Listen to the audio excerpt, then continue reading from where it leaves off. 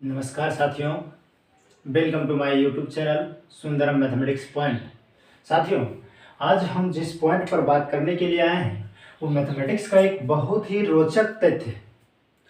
आइए हम लोग उसके बारे में जानते हैं। साथियों, बहुत सारे स्टूडेंट को ये बात का बहुत ज़्यादा डाउट रहता है कि सर जीरो यानी शून्य है ना, शून्य सर क्या है? शून्य सम है या विषम? शून्य धनात्मक है या ऋणात्मक? शून्य भाज्य है या अभाज्य?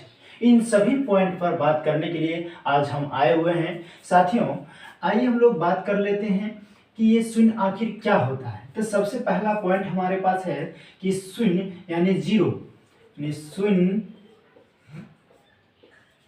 सम या विषम है। ठीक है, शून्य क्या है इस पॉइंट पर हम लोग बात करते हैं। आइए, तो शून्य सम है या विषम है, इस बात को डिसाइड करने के लिए हमको कुछ ना कुछ सम का प्रॉपर्टी जानना पड़ेगा। तो आइए, आप जानते हैं इस बात को कि यदि किसी सम संख्या में सम संख्या को जोड़ा जाता है तो एक सम संख्या आता है। यदि किसी सम संख्या में सम संख्या को जोड़ा जाता है तो क्या आता है? सम संख्या आता है। जैसे आप देख सकते हैं कि 2 + 2 = 4, और आप जानते हैं 4 भी क्या है? एक सम संख्या है। यहाँ पर उसी तरीका से यदि हम रख दें 2 + 4 = 6, ये भी क्या है? एक सम संख्या है। ठीक उसी तरह हम एक समय के लिए, कुछ पल के लिए मान लेते हैं कि जीरो हमारे पास क्या है? एक सम संख्या मान कर चल रहे हैं। तो देखिए जीरो, आप प्लस इसमें एक कोई सम संख्या जोड़ रहे हैं 4, तो देखो 0 + 4 = कितना? 4। हम इसको क्या मान के चल रहे हैं? सम। और यहाँ पर आया क्या बाबू?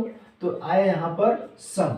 तो हमको पता चल गया कि 4 में यदि हम 0 को जोड़ते हैं तो क्या मिल रहा है? 4 मिल रहा है। और 4 क्या है? एक सम है, जो इस प्रॉपर्टी को 0 क्या वो कर रहा है? फॉलो कर रहा है। आइए हम लोग अब नेक्स्ट बात करते हैं कि विषम प्लस विषम बराबर, जब विषम में विषम को जोड़ा जाता है तो एक सम संख्या आता है। ध्यान दीजिएगा, 3 एक विषम संख्या है, +3 एक विषम संख्या है, तो विषम प्लस विषम क्या हो जाएगा? तो यहाँ पर 3 + 3 6, यानी आगे हमारे पास सम संख्या। फिर यदि बात करें हम लोग साथियों, तो 5 + 3, ये भी आपके पास 8 दे रहा है, तो ये भी क्या है? एक सम संख्या है। उसी तरीका से हम यहाँ पर 7 प्लस कुछ समय के लिए मान लेते हैं कि विषम, 0 को क्या मान लेते हैं? विषम। तो देखो 7 + 0 क्या आ गया है? 7। बताओ ये क्या है? तो ये कहोगे सर ये तो ऑड है, अर्थात विषम है सर। तो यहाँ पर क्या कहता है विषम का प्रॉपर्टी कि यदि किसी विषम संख्या में विषम को ही जोड़ा जाता है तो क्या मिलता है? सम संख्या मिलता है। यदि किसी विषम संख्या में विषम संख्या को जोड़ा जाता है तो क्या मिलता है? विषम संख्या। तो यहाँ 7 + 0 किए हैं, तो 7 तो विषम है, हम एक समय के लिए, कुछ पल के लिए विषम मान लिए हैं किसको? 0 को। तो यहाँ पर 7 + 0, तो आना क्या चाहिए था? सम, लेकिन आ गया क्या हमारे पास? विषम। जो ये बात क्या है, यानी ये वाला रूल ये विषम के केस में फॉलो नहीं हो रहा है। जब फॉलो नहीं हो रहा है और यहाँ पर हम सम लेकर के चले तो फॉलो हुआ। एक और प्रॉपर्टी है साथियों, देखो सम प्लस विषम, सम प्लस विषम तब बराबर होता है विद्यार्थियों क्या? तो यहाँ पर हो जाता है विद्यार्थियों विषम। क्या हो जाता है? विषम। अब आओ, यहाँ पर हम क्या कर रहे हैं कि यहाँ पर 2 एक सम संख्या है, +3 एक विषम संख्या है, तो क्या मिला? 5, ये भी एक विषम संख्या मिल गया, यानी ये प्रॉपर्टी कहता है। अब आओ, यहाँ पर हम क्या मान रहे हैं कि यहाँ पर 0 को हम सम मान लिए हैं। क्या मान लिए हैं? 0 को सम। अब प्लस यहाँ पर कर रहे हैं 5, तो क्या आ रहा है? 5, यानी 0 को सम मान रहे हैं। देखो यहाँ से मान लेते हैं कि 0 क्या है हमारे पास? एक सम संख्या है, उसके बाद जोड़ रहे हैं 5 में विषम संख्या में, तो हमारे पास क्या मिल रहा है? विषम। ये बात सही है। अब हम क्या कर रहे हैं, देखिए यहाँ पर हम 4 अब प्लस यहाँ पर 0 को मान लेते हैं विषम कुछ समय के लिए, तो अब आपके पास 4 + 0 बराबर क्या आ जाएगा? 4। ये क्या है विद्यार्थी? ये सम है। और सम है, इसका मतलब कहता क्या प्रॉपर्टी ये है, कहता है सम में यदि विषम को जोड़ा जाता है तो विषम आना चाहिए, लेकिन हमने सम में विषम को जोड़ा तो क्या आ गया है 4, जो इस कंडीशन को फॉलो नहीं किया। लेकिन आप देखे होंगे गौर से तो आपको ये पता चल रहा है कि जब जब हम विषम मान रहे हैं कंडीशन इज नॉट फॉलो, ठीक है, मतलब कंडीशन फॉलो नहीं कर रहा है, कंडीशन फॉलो नहीं कर रहा है तो इन सभी शर्तों के मुताबिक हम कह सकते हैं क्या कि 0 1 सम संख्या है। क्या है? 0 1 सम संख्या है। क्यों? तो देखिए ना, आप 0 का जहां जहां हम सम माने सम वाला कंडीशन फॉलो होगी। यहाँ पर देखो 0 को सम माने तो सम वाला कंडीशन फॉलो, यहाँ पर 0 को सम माने तो सम वाला कंडीशन फॉलो हो गया। तो जहां जहां हम सम मान करके चल रहे हैं वहां पर सम वाला कंडीशन फॉलो हो रहा है, लेकिन जहां पर भी विषम माने हैं वहां पर विषम का कंडीशन फॉलो नहीं कर रहा है। इसलिए हम लोग कह सकते हैं कि यहाँ पर 0 एक सम संख्या है, विषम संख्या नहीं है। चलिए अब हम लोग अगला पॉइंट पर बात करते हैं साथियों। नेक्स्ट जो पॉइंट है हमारे पास अगला क्या है कि 0 धनात्मक है या ऋणात्मक। 0 धनात्मक है या ऋणात्मक, तो 0 धनात्मक है या ऋणात्मक इसके बारे में बात करते हैं। 0 पॉजिटिव और नेगेटिव, मतलब पॉजिटिव है या नेगेटिव, इस चीज के बारे में। तो आप इस बात को जानते हैं कि यदि किसी संख्या में कोई संख्या को घटाया जाता है, कोई ऋणात्मक संख्या, यदि किसी संख्या में किसी ऋणात्मक संख्या को जोड़ा जाता है तो वो संख्या में क्या होता है, डिक्रीज होता है। वो संख्या क्या होता है, डिक्रीज हो जाता है, मतलब घट जाता है। और यदि किसी संख्या में, और या नहीं तो आप ये कह सकते हैं कि यदि किसी संख्या में पॉजिटिव संख्या को जोड़ा जाता है तो वो संख्या इंक्रीज करता है। तो हम क्या कर रहे हैं, यहाँ पर कोई संख्या मान ले रहे हैं 5, इसमें जोड़ रहे हैं 0। बताओ 5 + 0, तो यहाँ पर कोई ये मान लिया कि ये पॉजिटिव संख्या, क्या मान रहे हैं हम अभी, पॉजिटिव संख्या इसको। तब पॉजिटिव 0, यहाँ पर 5 में हम 0 को जोड़ रहे हैं और 0 को लेकर के चल रहे हैं क्या कि ये एक पॉजिटिव संख्या है, तो 5 + 0 = क्या 5। लेकिन हम क्या जानते हैं, यदि किसी संख्या में कोई पॉजिटिव नंबर को जोड़ा जाता है तो वो संख्या इंक्रीज कर जाता है, यानी 5 में हम 2 को जोड़े तो वो क्या बन गया है 7, यानी इंक्रीज कर रहा है, बढ़ जाता है। फिर यदि हम बात करें कि 3 में कोई संख्या है, इसमें हम 2 को जोड़ दें तो क्या मिल रहा है हमको 5। यहाँ पर देखो 3 इंक्रीज कर गया कि नहीं कर गया, तो कर गया। लेकिन हम क्या देख रहे हैं कि जब हम 0 जोड़ रहे हैं पॉजिटिव मान करके कि ये संख्या क्या है 0 पॉजिटिव, और 5 + 0 कर रहे हैं तो क्या रहा है 5। देखो 7 + 0 तो क्या हो गया है 7, यानी ये संख्या में कुछ इंक्रीज हुआ क्या, बढ़ा क्या, नहीं। इसका मतलब पता चल रहा है कि यदि हम कोई भी पॉजिटिव संख्या को जोड़ते हैं तो वो संख्या इंक्रीज कर जाता है, और हमने 0 को पॉजिटिव माना और जोड़ रहे हैं तो संख्या इंक्रीज नहीं कर रहा है। इसका मतलब ये पता चल गया कि ये धनात्मक संख्या नहीं है। अब बात करते हैं साथियों कि यहाँ पर 7 और इसको मान लेते हैं क्या एक नेगेटिव, यानी हम क्या किसी भी संख्या में कोई नेगेटिव संख्या को जोड़ा जाता है, किसी भी संख्या में कोई नेगेटिव संख्या को जोड़ा जाता है तो यहाँ पर क्या हो जाएगा, वो संख्या डिक्रीज कर जाएगा। या नहीं तो हम ये कर सकते हैं यदि किसी संख्या में कोई नेगेटिव संख्या को जोड़ दिया जाए तो वो क्या हो जाएगा, डिक्रीज कर जाएगा, घट जाएगा। तो यहाँ पर आप देखो इसको हम नेगेटिव मान लेते हैं। अब इसमें हम क्या कर रहे हैं, 0 को यहाँ पर घटा दे रहे हैं, 0 को घटा दे रहे हैं। तो देखो यहाँ पर क्या आ रहा है 7, तो 0 - 7 बराबर क्या आ रहा है 7। और यहाँ पर हम क्या मान रहे हैं, 0 को एक नेगेटिव संख्या, और 0 को घटा रहे हैं, ठीक है।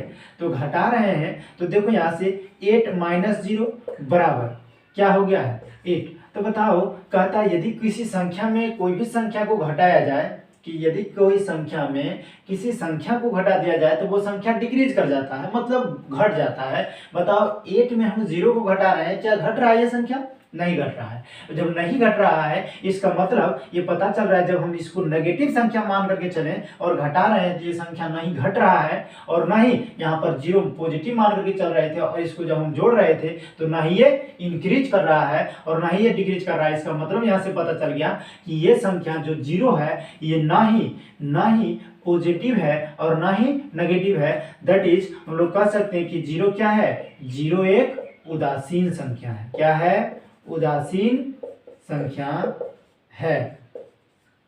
क्लियर है। ये क्या है, जीरो एक उदासीन संख्या है। तो आपको ये क्लियर हो गया होगा कि जीरो पॉजिटिव है कि नेगेटिव है, क्लियर है। अब हम लोग बात करते हैं साथियों किसका, तो अब बात करेंगे हम लोग कि जीरो भाज्य है या अभाज्य। जीरो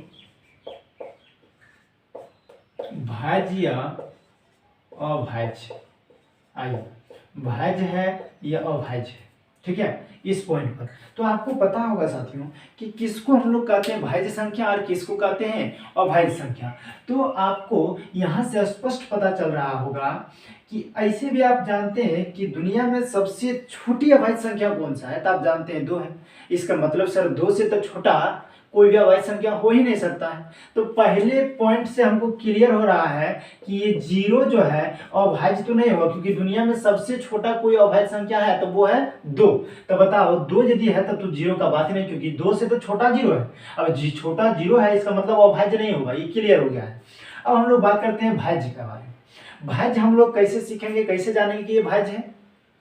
तो आप जानते हैं भाज्य का सीधा डिफिनेशन क्या, कि वैसी संख्या जो 1 स्वयं या किसी अन्य संख्या से 1 स्वयं तथा किसी अन्य संख्या से विभाज्य हो उसको हम लोग कहते हैं भाज्य संख्या। जब कोई संख्या 1 से या स्वयं से या फिर किसी अन्य संख्या से विभाज्य हो तो उसको कहते हैं हम लोग भाज्य संख्या। तो और यहाँ पर अभाज्य किसको कहते हैं, कहता है वैसी संख्या जो 1 और स्वयं से विभाज्य हो, 1 और स्वयं से विभाज्य हो तो उसको कहते हैं अभाज्य संख्या। तो हम लोग पहले भाज्य के बारे में चर्चा कर लेते हैं। भाज्य अब आइए, तो भाज्य में क्या है, 3 कंडीशन। कहता है वैसी संख्या जो 1 से विभाज्य हो या फिर क्या स्वयं से विभाज्य हो, ठीक है, या फिर क्या कहता है 1 स्वयं, और यहां पर अगला कह रहा है कि यह किसी दूसरे से विभाज्य हो, या किसी फिर किससे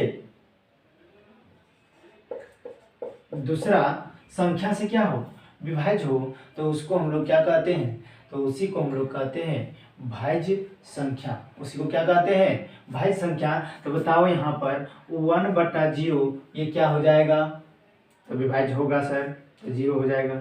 अब देखो यहाँ से 0 अब बट्टा में 0, तो यहाँ पर 0/0 तो ये तो विभाज्य नहीं है।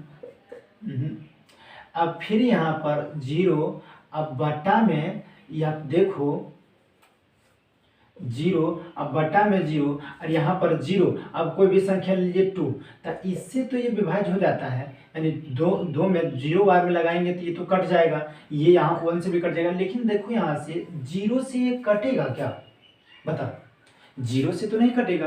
और जब नहीं कटेगा इसका मतलब पता चल रहा है कि ये ना ही भाज्य का कंडीशन पालन हो रहा है और ना ही अभाज्य का कंडीशन पालन हो रहा है। अतः हम लोग कह सकते हैं कि 0 ना ही भाज्य है और ना ही अभाज्य है। अतः यह भाज्य और अभाज्य के केस में भी आंसर क्या हो जाएगा, ये उदासीन हो जाएगा। क्या हो जाएगा, उदासीन। तो आई होप कि आपको 0 के बारे में पूरा कंसेप्ट क्लियर हो गया होगा कि 0 सम है कि विषम, 0 भाज्य है या अभाज्य, 0 धनात्मक है या ऋणात्मक। साथियों यदि ये लेक्चर आपको अच्छा लगा हो तो ये ज़्यादा से ज़्यादा दोस्तों में इसे शेयर करें, मेरे चैनल को सब्सक्राइब करें और अधिक से अधिक दोस्तों को इस चैनल से जोड़ने का प्रयास करें, ताकि हम आप लोगों के लिए अच्छा से अच्छा कंटेंट मुहैया करवा सकें। Thank you. जय हिंद, जय भारत, जय गुरुदेव।